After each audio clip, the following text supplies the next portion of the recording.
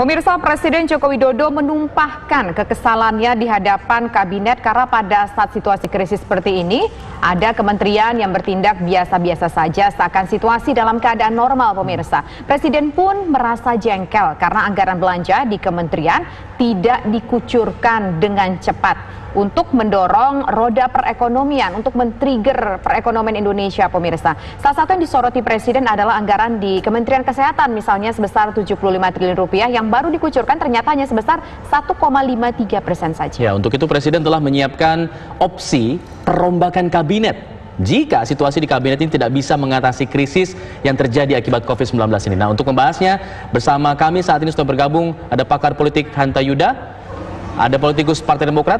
Di studio saat ini ada Bang Jansen Sitindaun dan juga ada anggota DPR dari Partai Demokrasi Indonesia Perjuangan (PDIP), Bang Andreas Hugo Parera. Selamat sore Bapak-bapak. Selamat sore. Selamat sore.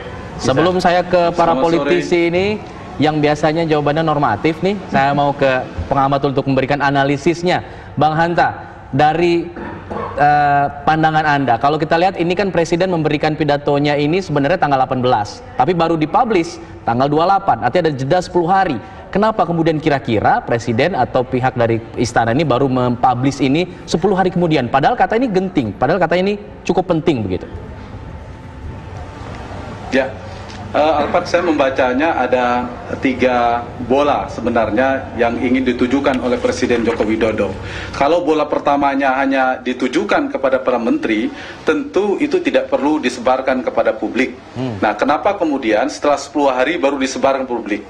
Artinya kalau itu ditujukan untuk mengancam para menteri untuk memicu dan memacu kinerja lebih tinggi, maka relevansinya tidak ada. Saya ingin mendalami yang 2 hal. Yang kedua, ada tujuan, ibarat main biliar itu, bukan bola ke arah menterinya yang ingin disodok. Kalau itu yang ingin dimantulkan, tidak perlu disampaikan, digembor-gemborkan ke publik. Satu, ini ditujukan komunikasi elit dan ke komunikasi publik. Kepada elit, ini bisa dibaca sebagai prakondisi gaya Presiden Joko Widodo untuk mengirimkan pesan kepada elit politik, entitas politik, partai-partai politik, jika kemudian ada kemungkinan reshuffle kabinet. Yang ketiga, ini juga ditujukan kepada publik. Ini bagian dari strategi Presiden, komunikasi publik ya, untuk menggeser, melepas, saya nggak mengatakan melepas badan, melemparkan persoalan hari ini yang telah dikonfirmasi sendiri oleh Presiden Jokowi, bukan persoalan Presiden, tapi itu adalah persoalan para menteri yang kinerjanya rendah. Padahal menurut saya dalam konteks itu tetap kita harus mengapresiasi Presiden Joko Widodo karena Presiden mengirimkan pesan sikap yang terang dan jelas. Tetapi sekaligus saya menyayangkan itu tidak perlu sebenarnya disampaikan kepada publik. Kenapa? Kalau konteksnya kepada menteri, kapanpun Presiden ingin melakukan reshuffle kabinet, hari ini tinggal ada kinerja yang tidak bagus, tinggal di reshuffle kapanpun diumumkan. Tapi persoalannya saya ingin melihat ini menggeser beban politik. Kinerja misalnya yang mengkonfirmasi kabinet yang dibentuk oleh Presiden Oktober tahun lalu itu ternyata yang dikritik oleh beberapa kalangan, beberapa menteri yang disebut itu dikonfirmasi, terbukti dikomunikasi oleh Presiden Jokowi sendiri ada problem, bahkan disebut soal kesehatan dan lain sebagainya. Jadi ini upaya dalam konteks relasi kekuasaan kita bernegara, para menteri itu kan stafnya Presiden.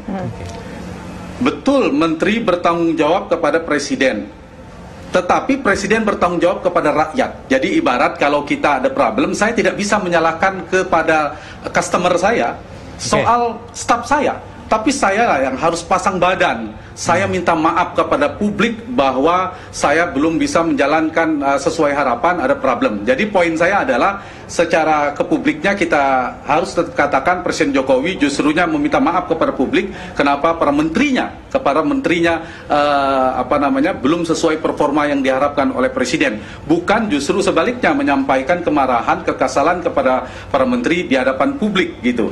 Konteksnya kepada para menteri itu sudah benar. Kita harus apresiasi, harus tegas, jelas arahan Presiden. Baik. Tapi kalau untuk ke publiknya sudah benar atau belum, Bang? Saya kira tidak, konteksnya ke publik kurang tepat. Karena kalau yang paling penting itu presiden meresapel, bahkan perbaiki kinerja, resapel sampai ke publik kami sudah melakukan capaian dan sebagainya. Itu jauh lebih secara lebih komunikasi ke publiknya lebih jelas. Lebih baik, saya lebih berharga presiden meminta maaf kepada publik karena kinerja menterinya belum sesuai harapan. Baik. Ketimbang memarahi menterinya di depan publik. Kira-kira begitu. Baik, saya ingin mengkonfirmasinya ke Bang Andreas. Bang Andreas, Anda melihatnya ini lebih condong kemana? Ke teguran kepada menteri atau justru ingin melempar persoalan bukan tanggung jawab presiden tapi lebih kepada kinerja menterinya? Tapi jangan dijawab dulu, usai jeda kami kembali sesaat lagi.